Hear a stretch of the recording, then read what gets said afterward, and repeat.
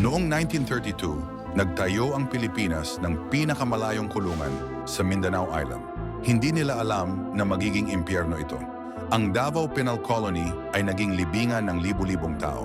Mga political prisoner, kriminal, at mga taong sumuway sa gobyerno, lahat sila ipinadala sa jungle na ito. Walang kalaban-laban. Kulang sa kalahati ang nakabalik na buhay. Ang mga bantay ay may mga paraan ng torture na hindi mo maiisip. Ang planking, itinali nila ang mga bilanggo sa mga tabla at iniwan sa araw hanggang mamatay sa uhaw. Pinapagutom nila ang mga tao.